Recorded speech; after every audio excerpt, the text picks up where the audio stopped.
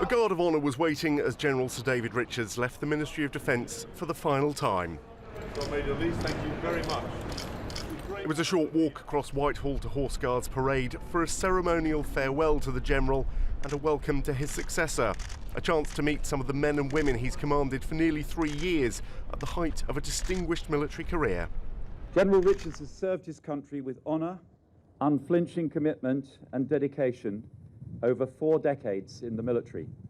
Among the changes during his time at the top, General Richards today noted the creation of the Armed Forces Covenant. Today I would like to pay tribute to the political team for their efforts. We may not always have agreed, but I have recognised without exception a genuine desire across the political spectrum to do the right thing. Those politicians have asked much of him: to restructure the services without an aircraft carrier, Harriers or Nimrod surveillance planes, and around 30,000 fewer people, but still pack the same military punch. But I'm content that I leave with the armed forces in much better shape than certainly we thought might be the case even a year ago. So I don't think it's too bad a challenge. Okay guys, just peel out! But while shrinking, his forces still had to keep fighting in Afghanistan and launch another overseas operation. I think Libya was certainly a success tactically. What we're doing in Afghanistan, as you know well, is very important to us. We just can't allow that country to become a haven for terrorists again. I think if we stick to the plan, and there's a full commitment to it, politically, militarily, and every other respect, I think we can pull that off and allow the Afghans a better future. General Richards says his advice to politicians has been robust. Some called him outspoken, not least when some politicians appeared to suggest that Colonel Gaddafi could legally be a target of NATO bombs. No, absolutely not. It's not allowed under the UN resolution, and it's not something I want to discuss any further. And today there was a parting warning from General Richards on Syria, that intervening there would be harder than in Libya. He's told the Daily Telegraph, if you want to have the material effect that people seek, you have to be able to hit ground targets. And so you will be going to war, if that is what you want to do.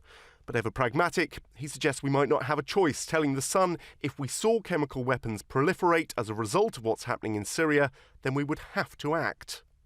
If it comes to that, it will now be down to General Sir Nicholas Houghton to lead British forces through any new campaign. But Syria is not his focus right now. I undoubtedly hope for a good outcome in Afghanistan. We've invested a huge amount of national blood and treasure. But I think that from my most recent visit, that there is a very strong chance that all that investment will have been worthwhile. And undoubtedly, in terms of immediate operational ambition, it would be for a good outcome for Afghanistan. I also think that the world is a particularly dangerous, unstable, uncertain place at the moment. And I hope that we can give to government as wise a counsel as possible about the utility of our armed forces. He must also continue another project begun by General Richards, actually delivering smaller, cheaper, restructured, but equally powerful armed forces. Some really big challenges because there is a huge transformation going on in our armed forces, as well as a huge transformation in the Ministry of Defence. The armed forces are reorganising, restructuring, rebasing. We're bringing our army back from Germany. We're withdrawing from Afghanistan. We're changing the structure of the army in particular. We're increasing the size of the reserves and integrating it with the regular army. We're changing the way budgets are managed, so each of the services directly manages its own budget now. So these are really very challenging and exciting times, and Nick Houghton has been involved in this process from the beginning as the Vice Chief of the Defence Staff, and I know that he will carry this work on as Chief of the Defence Staff. Generals Houghton and Richard have worked closely together over the last 3 years. None of the challenges will be a surprise to the new man at the top. He says his style may be quieter, but he will continue to speak the truth. James Hurst, Forces News. Well, earlier I spoke to Robert Fox, the defence correspondent of the Evening Standard, who knows the new Chief of the Defence Staff, General Sir Nicholas Houghton, quite well. I asked him how he thinks his style will differ from his predecessor. Nick Houghton will be very different from David Richards because by nature he's a quieter, more private man.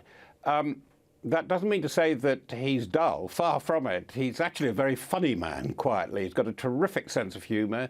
He's very literate, very well read, but he likes to think, and he doesn't like to show his cards too easily. Now, he's never been in charge of his own service, unlike many of his predecessors. Some might see that as a disadvantage. Is it? No, because he's very much a contemporary and forward military man, not just a soldier. He's been in charge of joint operations.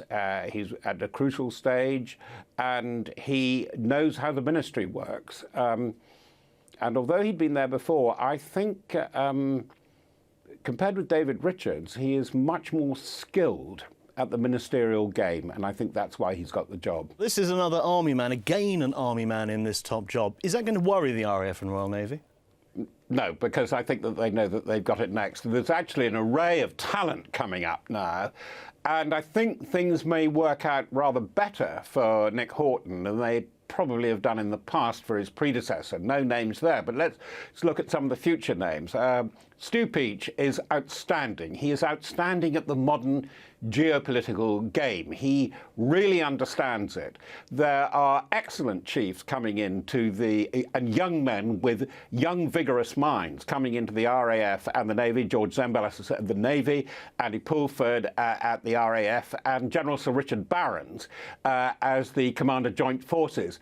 You've got to see it. It is a nest of eagles. It's a team that knows that they have very, very difficult things to think about, shrinking resources or steady resources, as you say, but an ever more complex world in which conflict is imminent in so many parts of the world, and you have to work out how you mitigate that and where it is in Britain's interest to get involved. More important, where it's in Britain's interest not to get involved. And this setup, as I now see it, and I know most of them very well indeed, I think that they've got a very, very good top team.